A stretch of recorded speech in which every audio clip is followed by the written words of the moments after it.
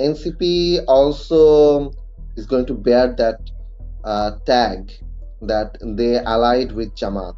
We trusted in them, in their leadership during July.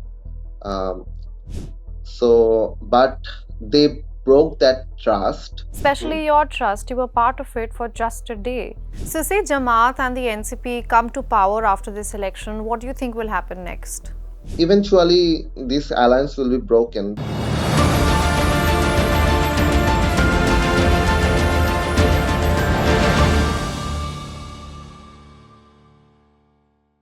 Many are calling this the watershed moment of Bangladesh, and others are too uncertain to say what's to come. Bangladesh's general elections come at the back of a student-led uprising that toppled the 15-year rule of Sheikh Hasina in August of 2024. 173 million people have tied their hope to this day, hoping it would bring the reform and changes that they have said has been missing for decades from the country. The vote seems to be a direct contest between Bangladesh Nationalist Party, also known as BNP, and Jamaat-e-Islami-led coalition of 11 parties, which includes the National Citizens Party formed by youth activists. And this would be the right time to introduce our guest, Muntasir Rahman. He's someone who was at the center of the 2024 uprising. His journey started in search of humanitarian assistance for the protesters, but soon turned into a passion to rewrite the history of Bangladesh, one that would treat everyone equally, not on political, social, or gendered lines. After a year of ups and downs, this dream seemed to come true with the inception of a student-led political party, the National Citizen Party. But on the very first day, Rahman's dreams were shattered as online abuse by extremist groups had seeped into the party's top leadership, and Rahman was asked to leave. What he said, an equal Bangladesh for all, he meant it. Rahman is an LGBTQ plus activist who has worked for social justice all his life, and this cost him his political career. He joins us today from Dhaka. Muntasir, it's so good to have you on our show today. There is so much to talk about. But first, you've just cast your ballot moments ago. How are you feeling and what's the mood out in the streets? I was entering the voting areas, so just beside the building gate, the military came and they took away three people because they are violating the law and calling voters to vote a certain um, political parties. Then I went inside the voting area and the voting booth, and there's lots of polices, lots of guards, and they are not letting people staying outside of the voting areas. The police, if you finished your vote, then you have to leave. You cannot gather around in the voting areas, outside of the voting areas. So I am pretty hopeful about the security system and everything, and my experiences. When I voted in 2014, I saw that back then my vote was already casted. So I was very disappointed at that moment. But so let's see what happens. So far, people are saying that they are giving their vote and they're very happy about it. Right. You said few people were arrested on the suspicion that they were dictating which party to vote for. Are you hearing these kind of reports from other voting booths as well? I'm seeing that in the social media that there are lots of news from uh, both dominant parties who are contesting. There are accusation from the both parties that they are violating the laws. But overall, the situation seems good, actually. Muntasir, a lot has happened in Bangladesh in the last 1.5 years. If you had to compare two moments, one from August of 2024 when protesters were rejoicing the departure of then Prime Minister Sheikh Hasina, to today, February of 2026, when those same protesters are casting their ballot hoping for change, what comes to your mind? I think when back in 2024, the whole Bangladesh was united against the fascist rule of Sheikh Hasina and Malik. Um, I'll never forget that kind of united feeling in my lifetime. I'm not sure if I'm going to get another moment like this. The whole Bangladesh was for each other. There is no identity politics. No one is asking who are you or what's your religion or what's your class or whatever. Everyone is helping everyone, you know. But for the past almost it has been almost, what can I say, like almost 2 years, almost I think 1.5 years. It's almost 1.5 years, and um, Bangladesh is much divided, but we did not have these voting rights during the regime of Sheikh Hasina, and I did not went to vote um, during 2024 election. I completely gave up the um, I completely gave up my trust in the voting system. But I think at least Bangladesh now, most Bangladeshis are now believing in the voting system right now, and they are.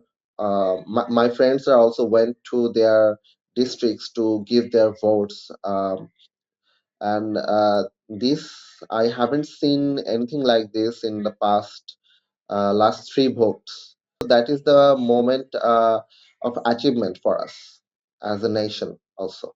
Every time we're talking about this election, we keep going back to the uprising because how can one not? But one also has to talk about the National Citizen Party, which kind of took birth in the middle of this uprising. And before we talk about the shape it has taken today, if you can take us back to last year when the party came to be, the National Citizen Party, what was the mood? What was the hope? When the National Citizen Party was forming, we were very hopeful about the party because they are promising the new politics for a new Bangladesh, their reformist politics.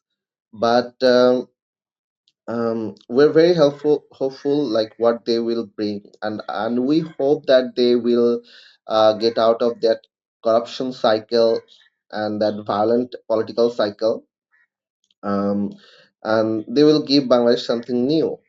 And because we trusted in them, in their leadership during July. Um, but they broke that trust. Especially your trust, you were part of it for just a day. What happened? What happened? Um, my brothers, with whom I was involved in the July movement, took risk. Said they were in the parties, and they asked me to join the party. Um, it was not my intention to join the party from my side at first. They asked me. The Islamists were saying, started posting about there is an LGBTQ activist in the National Citizen Party. Lots of my photos were uploaded. You know, very queer coded photos were uploaded in the um, all over the internet, and with lots of hate messages. It's like overnight, it went from city areas to also the village group chats. It went on for like 2 days, and I was pretty scared about it. Um, but and I also asked for protection, like if they can provide protection from National Citizen Party, and they removed me, but they did not confirm me before removing me, and there was no official um, removal letter or email. I had to know that about from online. Muntasir, I have to say, it came as a surprise when the NCP decided to join hands with Jamaat-e-Islami. But you are someone who knew the party from within, knew the people, knew the leaders. Was it a surprise to you as well? Yeah, it was very surprising at that the student leaders I knew during the July, they had a very strong character. They had a very untamable spirit. But the way they gave in to the power and money. That is like very sad. And but we're getting the signals the way they are going to the right wing, and that they way the conservatives were empowered in the National Citizen Party. We're getting the vibe that they are turning into a right wing party.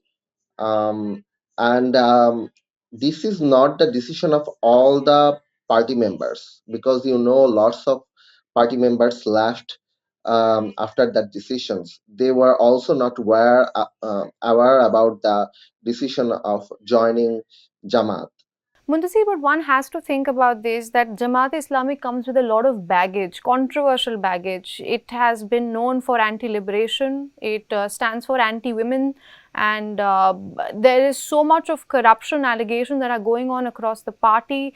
And of course, some of the things, the statements that they have made are very pro-Sharia that go against Bangladesh's constitution. And the thing is that NCP, now that they have joined hands with Jamaat-e-Islami, will have to hold that baggage, don't you think? Yeah, first of all, Jamaat is going to get the benefit, and Jamaat has successfully um, cancelled or wiped out the NCP's power, from turning into a new force, in the Bangladeshi political scenario. So NCP also is going to get that is going to bear that tag that they allied with Jamaat, and they lost the Bangladeshi people's um, trust and credibility after they joined the alliance of Jamaat. Right, Muntasir, you make a very, very valid point, and that's what makes me also wonder when you sit down and join the major dots of what has happened personally and politically. The uprising, the NCP being formed, and you being expelled for your views, then NCP joining hands with Jamaat. Do you Mm. wonder what happened in Bangladesh, apart from the genuine anger towards Sheikh Hasina's government? Do you really think that no external actors were involved? When the 16th July, Abu Said died, and the whole video was went viral. Um, I knew that the Sheikh Hasina's time is up. Hmm.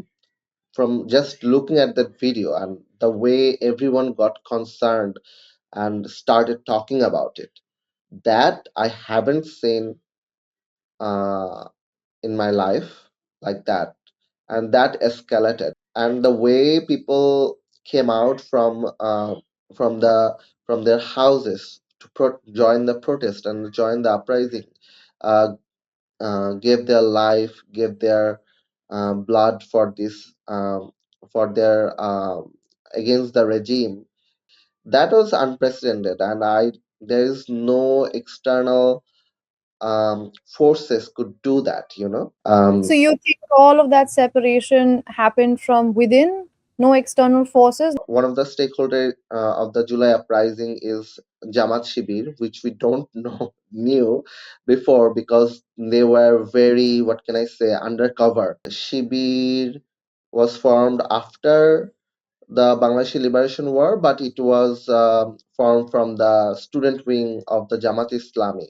I'm only asking because someone like Nahid Islam, who in a way made his life's motto to come up with an alternative to the traditional political system, then goes on and joins hands with Jamaat-e-Islami, a party that was banned for years for its controversial views on multiple factors. Some of them you have pointed out yourself. How does this happen?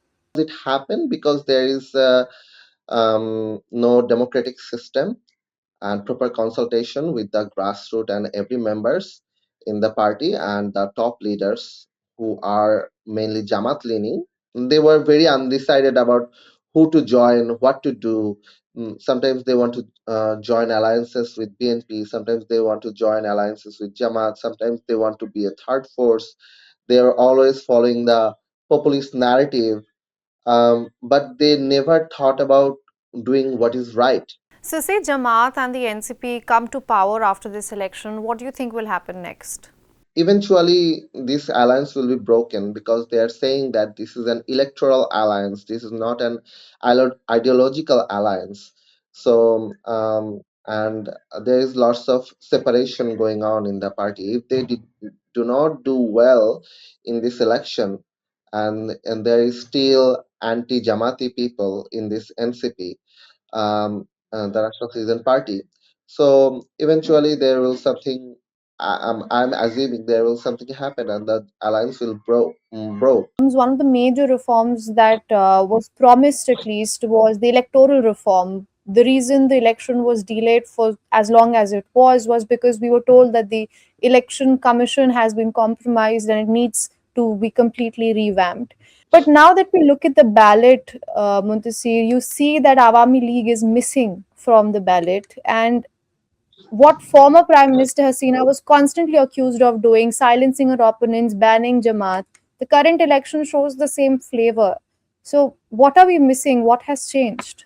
Look, what Awami League did, and what Sheikh Hasina did, um, they need to face uh, what the punishment for what they have done, and the process is not still not complete. I think as long as Sheikh Hasina will hold the uh, the head position of the Army League, it's not possible for them to join in the election process or in the political process of the Bangladesh. Muntasi, but don't you think some people might see that as hypocritical? Because Bangladesh Nationalist Party is no different. We can point out to 2004 when Sheikh Hasina came under a major attack, and Khalida Zia, her arch rival, was in power at the time, and her own son, who's leading BNP this time, Tarique Rahman, was accused of orchestrating the attack with other Islamist militants and government officials against Sheikh Hasina. Okay. Um, yeah, that was a major thing that happened back in 2004. But I'm not sure like how much they were involved, but they were failed to bring they were failed to do justice with Army League back then, to give justice to Army League. That is, you can say, but directly accusing Bangladesh Nationalist Party were involved in that matter. A Dhaka court on October 10th had convicted a total of 49 people for the attack. Tariq Rahman was part of it. Other BNP leaders were also part of it. Islamist militants and government officials were also part of the list. And since then, he was then forced into an exile, where he was living in London until he came back, and now he's leading the BNP. Yeah, um, after the revolution, the woman's voice was not taken into the account, also in the political party. You know, the Women's Affairs Commission's report was not included in the July referendum. Like the reform committee completely sidelined them. Jamaat did not select even one woman for contesting in the election, and the other Islamic parties also did not do that, like Islami Andolon, Khilafat Mojlis. They're also doing that, and they also believe that women can. Jamaat already, Jamaat already said like women cannot be the party leader. That that kind of thing. And at that point, without that kind of economic support and power, it's very hard for women to contest in the election. Muntasir, do you think whoever comes to power, relations with India is going to get better? I think it will get better, I think, because whatever we say, India, at the end of the day, India is our neighbor. And but we also have to see that what is India's policy about Bangladesh. You know, like it cannot be very one-sided. Like India cannot act like uh, cannot order Bangladesh to do something, and Bangladesh will do follow that. But I think overall, I think to the political parties, the political government will maintain a stable relationship. Otherwise, it will be um, much more chaotic, and that will also destabilize the subcontinent politics. And uh, I hope the diplomacy will return with the political government. And from the signs of the from the signs we get from these political parties, the diplomacy will return.